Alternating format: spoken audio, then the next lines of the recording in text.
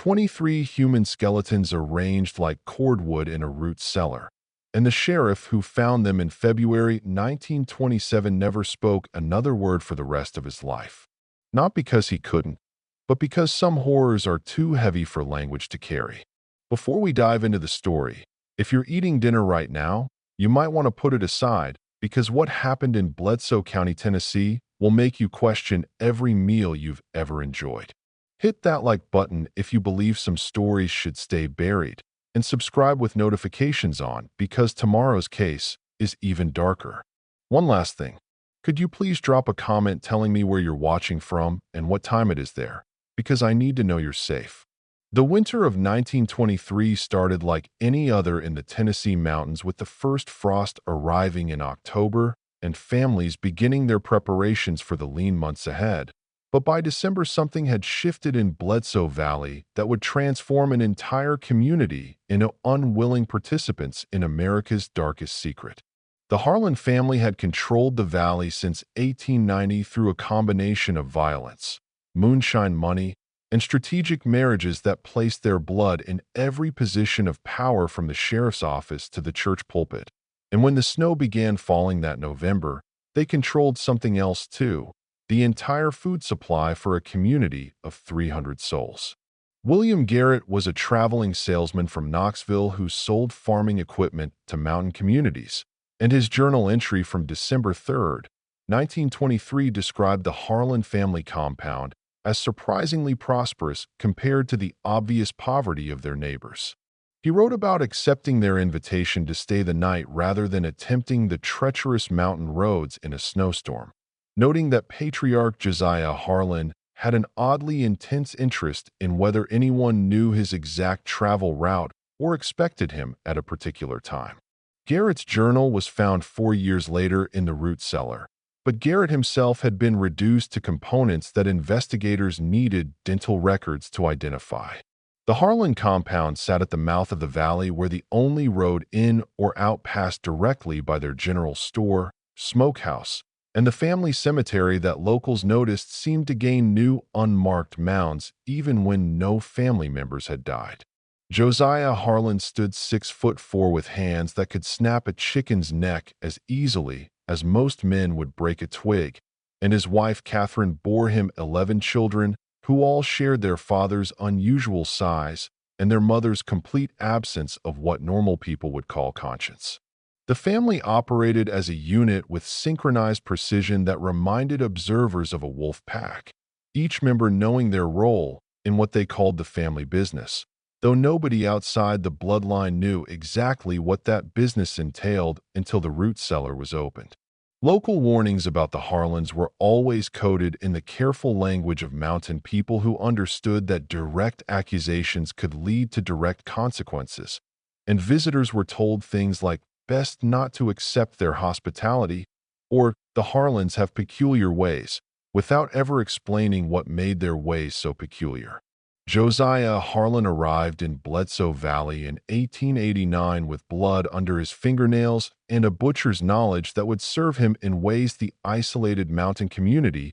could never have imagined. Chicago police reports from that year describe a suspect wanted for the dismemberment of 3 men in the Stockyards district, a butcher who understood anatomy so well that investigators initially believed the victims had been processed through industrial meat-cutting equipment until they found human teeth marks on the bones. The skills that made Harlan a monster in Chicago transformed him into a successful businessman in Tennessee, where his butcher shop became the cornerstone of the valley's economy, and his expertise with a blade was seen as professional rather than pathological. Within 2 years of arrival, he had married Catherine Bledsoe, the daughter of the valley's founding family, and their union produced 11 children who would inherit not just their father's unusual size, but his particular appetites that had nothing to do with normal hunger. The locals noticed that animals avoided the Harlan property, that even wolves gave their land a wide berth, as if nature itself recognized something fundamentally wrong about the family that human society was too polite to acknowledge. The economic collapse that followed World War I hit the Tennessee mountains harder than most places, with crop failures and the Spanish flu, creating a perfect storm of desperation that Josiah Harlan watched with the patience of a predator who understood that hunger makes people vulnerable in ways that prosperity never could. By 1921, when the worst famine in regional memory struck the valley, the Harlan children had already been conditioned through years of what their father called survival education to see their neighbors not as fellow humans, but as resources that simply hadn't been harvested yet. The youngest child, barely 5 years old, could identify the best cuts of meat on a human body the way other children could name farm animals, using terms like the tender parts that made visiting relatives uncomfortable without understanding why. The transformation from butcher to cannibal wasn't sudden but gradual, a series of small compromises that began with Josiah selling meat of questionable origin during the shortage of 1919, when desperate families were grateful for any protein and didn't ask questions about why the Harlan Smokehouse operated at night. His eldest son, Matthew, who would later testify in exchange for a life sentence instead of execution, described family meetings where his father explained that the world was divided into predators and prey, and that God had made some families stronger specifically to thin the weak from the herd. These lessons were reinforced through carefully orchestrated hunting trips where the children learned to track humans who wandered too close to their property, though it wasn't until the winter of 1921 that they made their first sanctioned kill as a family unit. The victim was a drifter named Coleman who had made the mistake of trying to steal from the Harlan Smokehouse, and what happened to him over the course of 3 days became the template for everything that followed, a ritualistic process that turned murder into a family bonding exercise where even the youngest children had specific roles to play. The Pritchard family had lived in Bledsoe Valley for 3 generations, raising corn and children in equal measure, until the night of January 15, 1923, when they accepted a dinner invitation from the Harlans that would erase their entire bloodline from existence. Martha Pritchard had hesitated at the church door when Catherine Harlan extended the invitation, something in her bones telling her to decline, but refusing hospitality in the mountains was considered an insult that could fracture a community already held together by threads as thin as spider silk. The systematic targeting began with what the Harlans called inventory assessment, a process where Josiah and his elder sons would attend church services and community gatherings not for worship or fellowship, but to evaluate their neighbors like a farmer examining cattle before slaughter. They looked for isolation, weakness, and most importantly, the absence of outside connections that might trigger investigations when people disappeared, focusing on families who had lost touch with distant relatives or elderly couples whose children had moved to northern cities seeking work. The Pritchards fit every criterion perfectly, with their nearest relatives living in Ohio and their last letter written 6 months before the invitation that would end their lives. Sheriff James Harlan, Josiah's cousin and the valley's only law enforcement, had developed a system for handling missing persons reports that ensured no outside attention ever focused on Bledsoe Valley, writing them off as families who had abandoned their farms for better opportunities elsewhere or victims of the harsh mountain winter that claimed lives every year. When concerned neighbors asked about the Pritchards' sudden departure, leaving behind livestock and a root cellar full of preserved food, James explained they had received word of factory jobs in Detroit and left immediately, though no one could explain why they would abandon everything they owned or why their wagon was found burned in a ravine 3 miles from the Harlan compound. The community's growing suspicion manifested in small acts of avoidance that became more pronounced as more families vanished, with church attendance dropping when the Harlans were present and stores refusing to stock meat from their butcher shop, despite it being the only source within 30 miles. Parents began creating elaborate excuses to prevent their children from playing near the Harlan property, and travelers were quietly redirected to other routes that avoided the valley entirely, though no one would explicitly say why the detour was necessary. The silence wasn't just fear, but a paralyzing understanding that acknowledging what was happening would mean confronting something that challenged the very foundations of civilized society. Children's drawings discovered after the raid showed stick figures around dinner tables with red crayon covering everything. And one particularly disturbing image drawn by 8-year-old Mary Harlan depicted her family saying grace over a table where the meal had a human face. Teachers who found these drawings faced an impossible choice between reporting what they suspected and potentially becoming the next family to mysteriously relocate to Detroit. And most chose the cowardice of survival over the heroism of intervention, a decision that would haunt the survivors for the rest of their lives. The Harlan General Store stood at the crossroads of necessity and nightmare, the only mercantile for 40 miles in any direction. And during the crushing poverty of 1923, it somehow maintained shelves stocked with preserved meats when every other business in the region had empty rooms and desperate owners.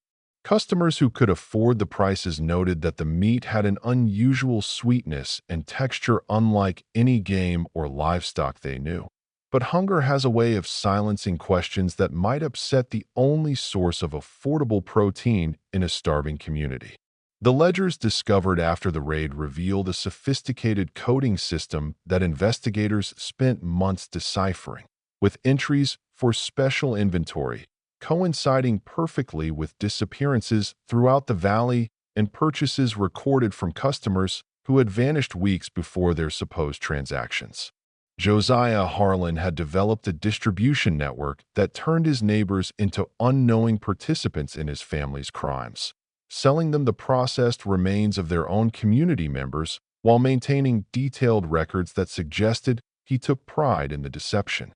One entry from December 1923 noted with apparent satisfaction that the widow Thompson had purchased choice cuts from the November harvest, unaware that she was buying what remained of the drifter who had helped her repair her roof that autumn. Behind false walls in the store's basement, federal investigators discovered a professional-grade butchering facility that rivaled anything found in Chicago's stockyards, with drainage systems, temperature-controlled storage, and equipment that had been mail-ordered from industrial suppliers using fake business names. The hidden smokehouse operated only at night, its fires fed with hickory and apple wood that masked the distinctive smell that anyone who had experienced battlefield casualties would have recognized immediately. And the smoking process was so refined that health inspectors who visited in 1922 had actually commended the Harlans for their cleanliness and professional standards. Local testimony collected after the arrests painted a picture of gradual realization and willful blindness as neighbors began to notice that people who argued with the Harlans tended to leave town suddenly while the store's meat supply increased proportionally. Rebecca Morrison, who worked as a seamstress, told investigators that she had noticed clothing from missing families appearing as rags in the Harlan store, always explained as items left behind or sold before departure. Though she never understood why anyone would leave their Sunday best or children's winter coats. The delivery routes Josiah's sons operated became hunting grounds where isolated farmers who placed orders might receive more than supplies, and several customers reported that the Harlan boys always seemed unusually interested in who else might be expected at the farm during delivery times. The most damning evidence came from Josiah's own pride in his craft, as investigators found a recipe book that contained detailed preparations for various cuts, with margin notes about which preservation methods worked best for different harvest seasons and observations about how diet affected meat quality. One particularly chilling entry discussed how the Pritchard family's corn-heavy diet had produced inferior results compared to the traveling salesman, whose varied nutrition had created what Josiah described as restaurant-quality product that commanded premium prices from discriminating customers who appreciated properly aged meat. The 11 Harlan children attended the Valley's one-room schoolhouse like wolves dressed in wool, their presence turning education into an exercise in collective denial where teachers pretended not to notice the darkness that clung to them like mountain fog.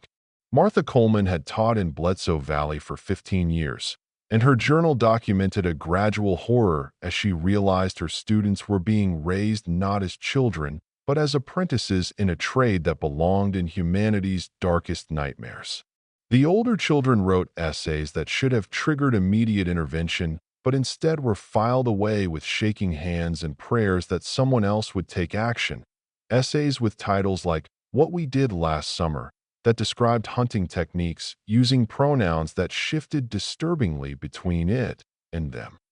10-year-old Samuel Harlan submitted arithmetic homework that calculated meat yields from different weights, and when Miss Coleman asked what kind of livestock he was referencing, he smiled and said his father told him it was rude to talk about the family business with outsiders. The younger children drew pictures during free time that showed their family at dinner tables where the meals had faces, and when asked about these disturbing images, they would explain with innocent enthusiasm that Daddy said they were special because they didn't waste anything. The systematic conditioning had begun before these children could walk, with games that normalized violence and lullabies that contained instructions for tracking prey through mountain terrain, creating a generation that couldn't distinguish between normal childhood and apprenticeship in murder. Mary Harlan, the youngest daughter at 8 years old, began showing signs of resistance that manifested in desperate attempts to warn potential victims through coded messages in her schoolwork,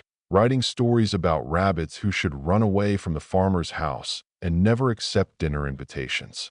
Her rebellion reached a crisis point in November 1923 when she was caught trying to leave a note in the Thompson family's mailbox. And after that day, she never returned to school, with her father claiming she had been sent to relatives in Kentucky, though no one ever heard from her again. Teachers who tried to report their concerns faced a system designed to protect the Harlans rather than their victims, with Sheriff James Harlan dismissing the evidence as overactive imagination and the school board, which included 2 Harlan cousins, threatening to terminate any educator who spread malicious gossip about upstanding community members. Martha Coleman's reports to state authorities were intercepted and destroyed, though she continued documenting everything in journals that she hid throughout her house, knowing that someday someone would need evidence of what had been allowed to flourish in plain sight of an entire community. The psychological profiles compiled after the arrests revealed that most of the Harlan children showed complete absence of normal emotional development, with reactions to violence that suggested they had been systematically desensitized through repeated exposure and participation in acts that would traumatize normal children into catatonia. The exception was 13-year-old Ruth Harlan, who investigators found in a locked room at the compound, having been imprisoned by her own family for 3 years after she tried to escape and report them to authorities in a neighboring county, her testimony providing crucial evidence about the internal operations of a family that had turned child-rearing into manufacturing monsters. Reverend Thomas Pike arrived in Bledsoe Valley in September 1926 with a Bible in one hand and a conviction that would cost him his life, taking over the abandoned church after 3 previous ministers had mysteriously decided to pursue opportunities elsewhere. Within his first week, Pike noticed that half his congregation would leave whenever the Harlans entered, and those who remained sat frozen in their pews like deer sensing a predator, their amens coming out as whispers that sounded more like pleas for mercy than praise. Pike's journal, discovered hidden inside a hollowed-out pulpit after his disappearance, documented 6 months of growing horror as he pieced together why his congregation was shrinking not through loss of faith, but through systematic predation. He wrote about the widow Morrison confessing through tears that she suspected her nephew hadn't really moved to Louisville, about finding children's shoes in the Harlan family plot that matched missing persons reports, and about the peculiar smell that emanated from the Harlan property every Sunday night, when most decent folk were preparing for the week ahead. His entries grew increasingly frantic as he realized that reporting to local authorities meant reporting to Sheriff James Harlan, who was not just complicit, but actively managing the cover-up. The sermon that sealed Pike's fate was delivered on January 9, 1927, when he abandoned his prepared message about forgiveness and instead opened his Bible to Ezekiel, reading about wolves in sheep's clothing while staring directly at Josiah Harlan's pew. He spoke about communities that allowed evil to flourish through silence, about the responsibility of good people to act even when action meant danger, and about how God's judgment would fall heaviest on those who perverted the sacred trust of feeding their neighbors. The congregation sat in electrified silence as Pike essentially signed his own death warrant from the pulpit, with several families leaving immediately and never returning, understanding that association with the preacher had become a death sentence. Pike spent his final weeks creating an evidence cache that he hoped would outlive him, writing detailed accounts of every disappearance he could document, and hiding copies throughout the church and parsonage like a man preparing for siege. He sent coded letters to the Tennessee State Police, the FBI, and even newspaper editors in Nashville,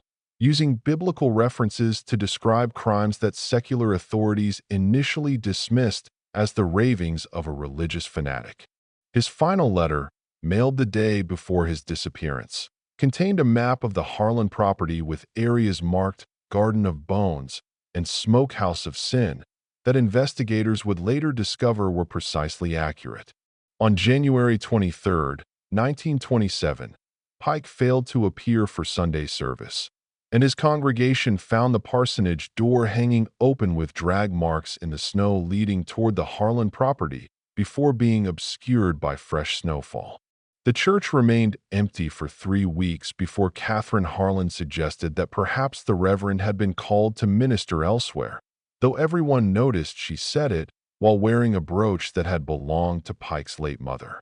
The discovery of Pike's hidden journals finally provided outside authorities with evidence they couldn't ignore, his meticulous documentation becoming the foundation for the federal investigation that would expose 3 decades of cannibalistic predation. The invitation cards were hand-delivered by the Harlan children on December 20th, 1926, written in Catherine Harlan's perfect script announcing a Christmas feast to bring the community together during hard times, and 30 families accepted despite every instinct screaming that this generosity came with a price.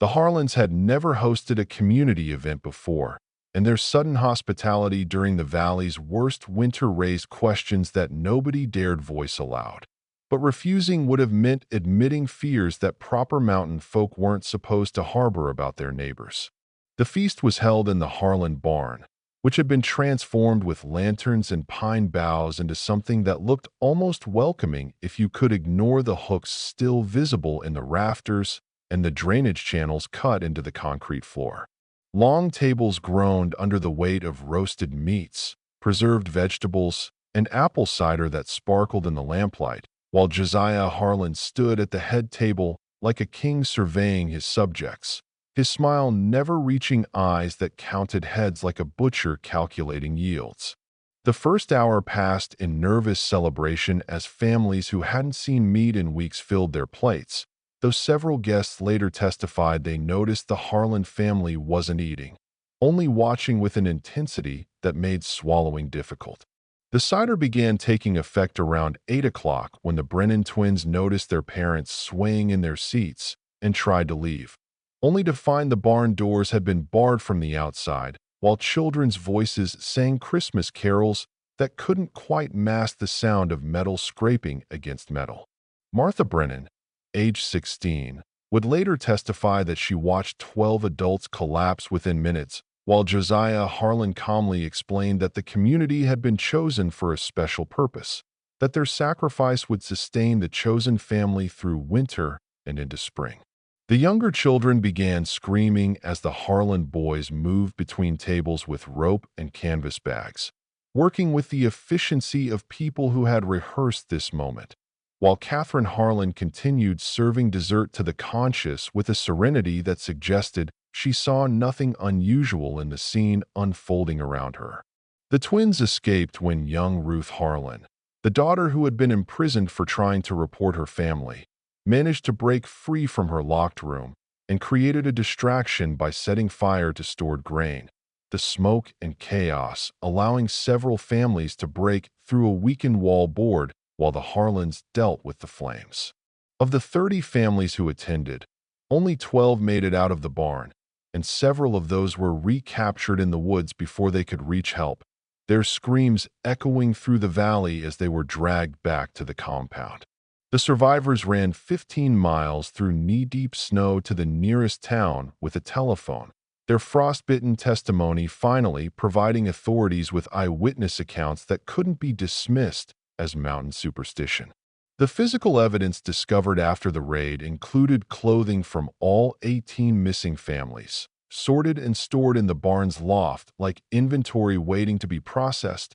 and a detailed diagram showing optimal table arrangements for controlling large groups, with notes about dosage calculations based on body weight and alcohol tolerance. The Harlans had planned this harvest for months, viewing it not as a crime, but as a logical solution to winter scarcity, and their preparations showed a level of premeditation that transformed murder into something resembling industrial processing. Federal marshals surrounded the Harlan compound at 4 a.m. on February 12, 1927, but Josiah Harlan was already awake and waiting, having received warning through the network of corrupted officials who had protected his family's operations for decades. The first marshal to approach the main house took a rifle shot to the shoulder, and what followed was a 3-day siege that would require National Guard reinforcement and result in casualties that the government still refuses to fully disclose. The Harlans had transformed their property into a fortress over the years, with underground tunnels connecting buildings, preset firing positions with pre-measured ranges, and stockpiles of ammunition that suggested they had always known this day would come. They positioned neighbors they had been holding captive at windows, forcing marshals to see the faces of people they were trying to save, while the Harlans fired from behind human shields who begged for death rather than continued captivity. Catherine Harlan's voice echoed across the property through a megaphone, reading Bible verses about judgment while her children picked off anyone who broke cover, their accuracy suggesting years of practice with human-shaped targets. On the second night of the siege, flames began consuming the outer buildings as the Harlans initiated what investigators later called a scorched earth protocol designed to destroy evidence even if it meant their own destruction. The main barn burned first, taking with it decades of physical evidence, followed by the smokehouse where the screams of still living victims trapped inside could be heard over the roar of flames. Federal agents tried to breach the burning buildings to save anyone still alive, but the Harlans had booby-trapped the entrances with explosives made from mining supplies, turning rescue attempts into suicide missions. The root cellar's discovery came only after Samuel Harlan, the 10-year-old who had written those disturbing arithmetic problems, was captured trying to escape through a drainage pipe and offered to show agents where Daddy keeps the winter storage in exchange for candy. What the marshals found in that cellar required 3 separate teams working in shifts because no one could handle more than 20 minutes in the presence of such systematic evil, with skeletal remains organized by date of harvest and preserved portions still labeled with what investigators realized were the names of missing families. The 23 complete skeletons were just the recent additions, with evidence suggesting the cellar had been emptied and refilled multiple times over 3 decades. 5 Harlans escaped during the chaos of the fire, including eldest son Matthew and 2 younger brothers who knew the mountain paths better than any tracker could follow, disappearing into cave systems that connected to natural tunnel networks running for miles beneath the Appalachians. The bodies of Josiah and Catherine were found in their bedroom, dead from self-inflicted gunshots with a note that read, "We fed them well," though investigators suspected the note's double meaning was intentional. 3 other family members burned alive rather than surrender, their screams mixing with the collapsing timbers until the dawn brought silence, and the full scope of the horror became visible in daylight. The Nashville courthouse had to install additional security after three separate attempts to lynch the surviving Harlans before their trial began on May 3, 1927, with crowds gathering daily to catch glimpses of the family that newspapers called Satan's spawn in Tennessee.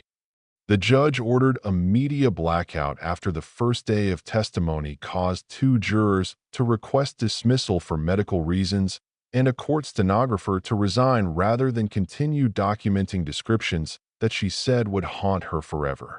The three adult Harlans who survived the raid sat in chains while their younger siblings were tried separately in juvenile proceedings that remain sealed to this day. The witnesses described children who showed no emotion when prosecutors detailed their victims' final moments. Matthew Harlan, the eldest son at 22, attempted to justify the family's actions by claiming they were following biblical precedent from times of famine, arguing that their neighbors would have died from starvation anyway, and at least their deaths had served a purpose. His testimony included detailed descriptions of hunting techniques that caused the prosecutor to request multiple recesses, not for legal strategy, but because the courtroom needed to be cleared of people who were vomiting.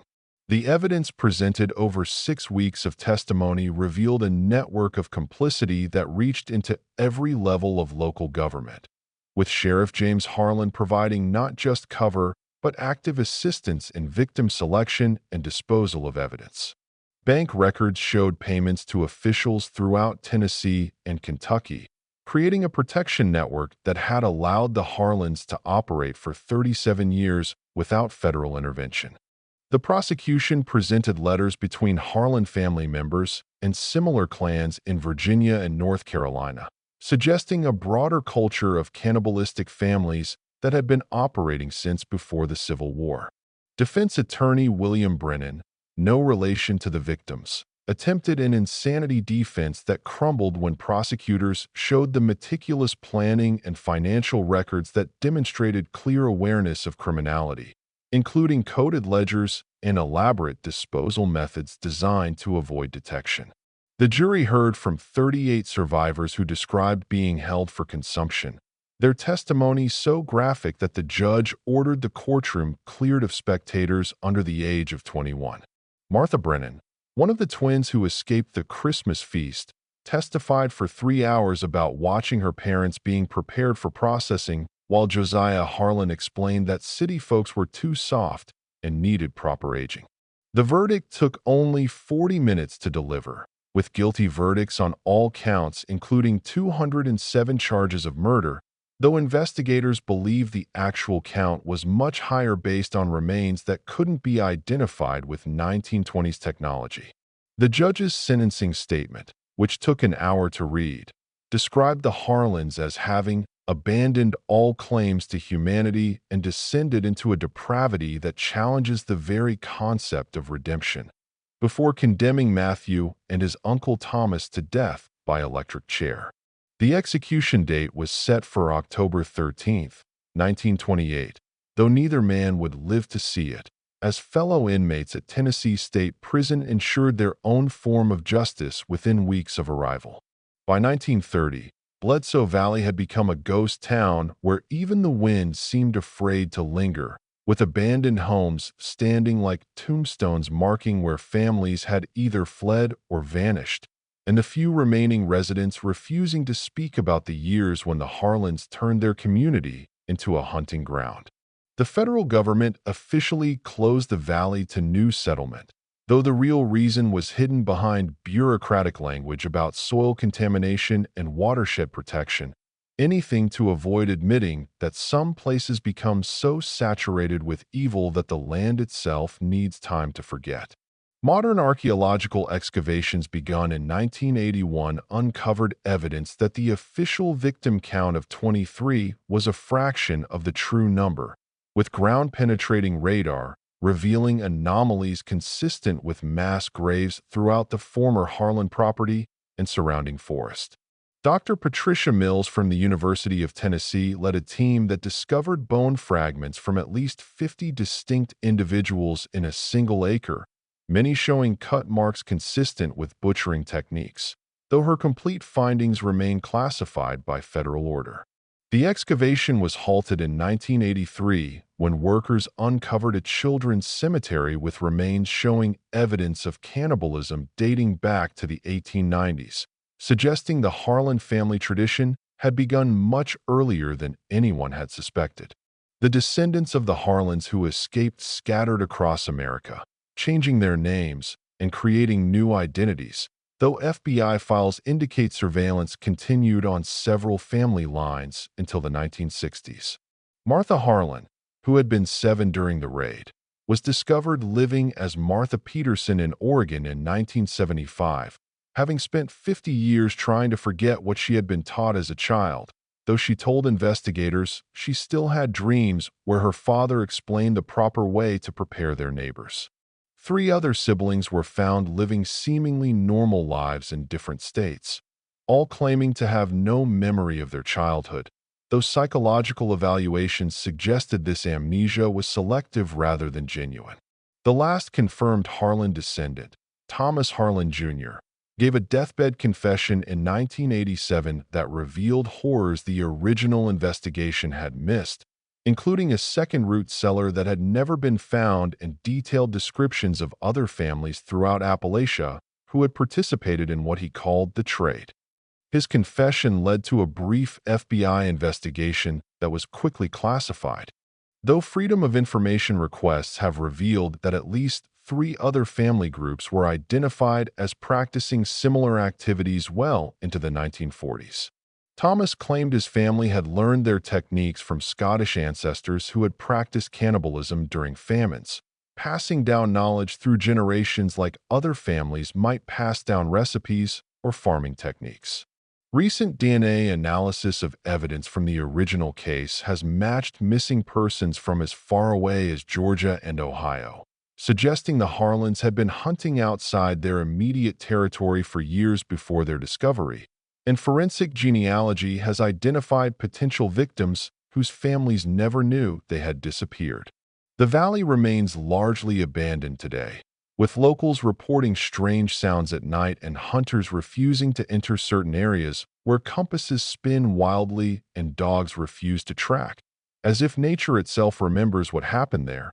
and warns the living to stay away. What keeps investigators awake isn't just the scale of what the Harlans did, but the certainty that they weren't unique, that somewhere in the forgotten corners of America, other families might still be practicing traditions that we tell ourselves ended with our ancestors' darkest days. If you found this story disturbing, remember that the most dangerous predators are often our neighbors, hiding behind familiar faces and family dinners. Make sure you subscribe to the channel and click the bell icon because tomorrow's case reveals an even darker secret that authorities tried to bury for 60 years. Also, like this video if it kept you on edge until the very end.